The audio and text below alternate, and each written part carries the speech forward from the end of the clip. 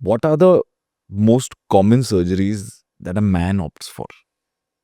So, in my practice, what I have seen is the male breast reduction. It's a very common procedure, and there is no age group. Means I've had a 17-year-old boy I have operated upon with the male breast, and someone as old as a 45-year-old male also. So, the even males are also getting fillers, Botox, those also procedures, and we've had a few males who've gotten a neck lift done. What is a neck lift? So a neck lift is a procedure with age your skin sags in the neck. So it's a part like how we do a facelift. If you're aware of a facelift, the same way we do the neck lift also. So what we do is we tighten the skin and the muscles of the neck. It's a very extensive procedure. It's very commonly done also. So male breast reduction is the number one. Number one. Yes. What happens in it? So in male breast reduction, basically you have to understand what male breast, why it is unnatural. So what we refer to it as medical terms में gynecomastia or male boobs as we put it up in the vernacular language. So what happens is it gives a very feminine appearance to the male breasts. So they're fuller, the nipples are puffier.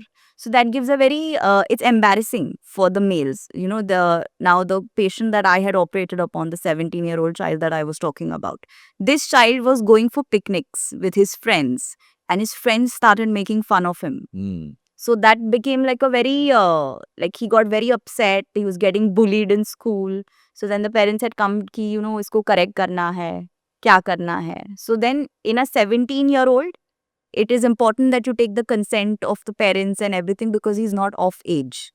But eventually, we got the consents from the parents. The psychiatrist also said, yes, he's suffering because of this condition, so it needs to get corrected. So this also, the male breast reduction is a very routine procedure. It is done in daycare, the same way under general anesthesia. So what we do is we liposuck out the fat in the male breast. And we also remove a part of the gland, the breast gland, which is under the nipple, which is causing the puffiness. Okay. So it gives a very flat appearance. Unrealistic expectations. And how do you deal with them? Every day. Every day. Every day. So I had this one patient who came with a picture of an actress and said, "Mujhe aisi naak chahiye." Okay. So now it is important on our part to make the patient understand that certain things are not achievable. You cannot, I cannot give the patient a false sense of hope कि हाँ मैं आपको इस actress की नाक बना के दूंगी. I have to work with what is there. I cannot create new things. So such patients, I take an extra counseling session. I say, okay, you come in for a consult again. And then I show her pictures of the previous surgeries with, similar nose probably. So she understands what can be delivered. So these are the kind of patients you, like I say, you have to know किसको हाथ लगाना है, किसे नहीं लगाना है. So you have to understand what the patient's expectation is. A patient with unrealistic expectations, which you identify cannot can be delivered, I prefer to not operate a patient like that.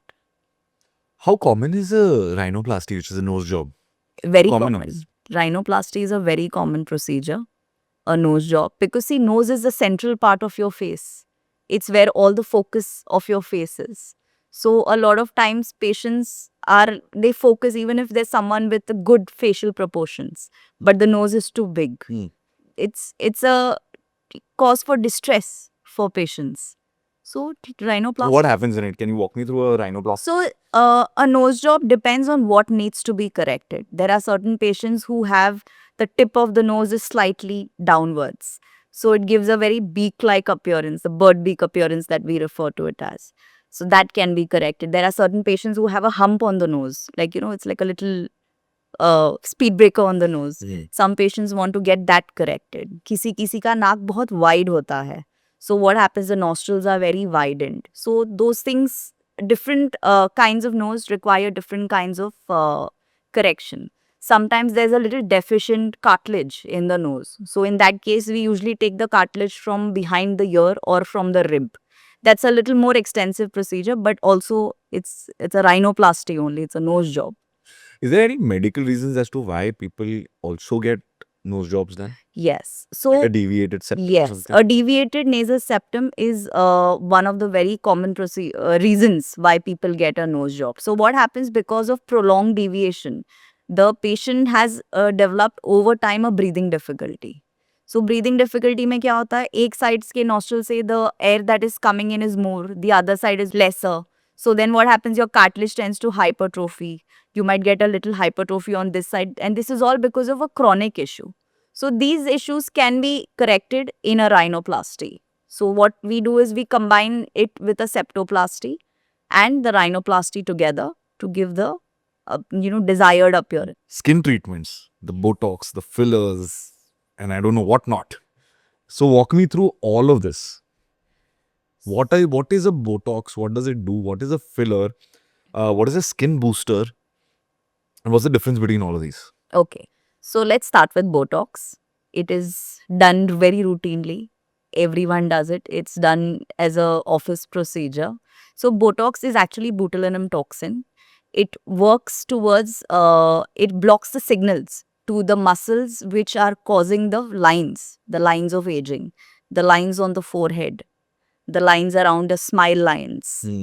Okay, these are all addressed with Botox. Now, the plus point about Botox is it's a very simple procedure. There are fixed units that you put in your forehead or around your eyes to take care of the dynamic lines. Okay. It will not take care of the static lines. So now the trend is that people start doing Botox at an earlier age, before the appearance of the static lines. What is the dynamic line and what So is dynamic lines are the lines when you do your facial expression, like raise your eyebrows. Those are your dynamic lines. Okay. Now, Nice. yes, frown please. No, with your eye. So these are all the lines that the Botox takes care of. Okay. Now these lines over time, when they are not addressed, they become static lines. Okay, so even if you're not frowning or not raising your eyebrows, those lines will still be there. Botox can't fix those. So now the trend is कि वो lines आने से पहले ही Botox शुरू कर दो. Okay, so now we're getting patients as young as 29, 30 starting with their Botoxes. And it's giving good results. It gives you a nice shiny forehead and people are happy. It gives you a more youthful appearance. And Botox in itself is used for a lot of medical indications also, like migraines. Migraines is a fairly common condition. So migraines can be addressed with Botox. Really? How? We give it around the forehead. So then they have this habit of grinding their teeth. So we give it in this muscle, the masseter.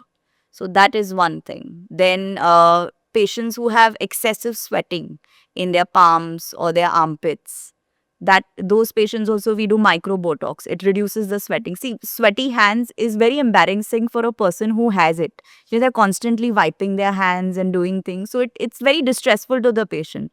And a simple micro Botox procedure corrects that for a period of 3 to 6 months.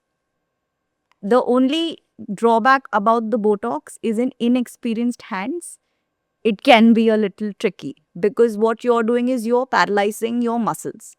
Okay, so if it is not given properly, you may develop a drooping eyelid or, there might be a little asymmetry in the face, like one eyebrow may go a little higher, one may be a little lower.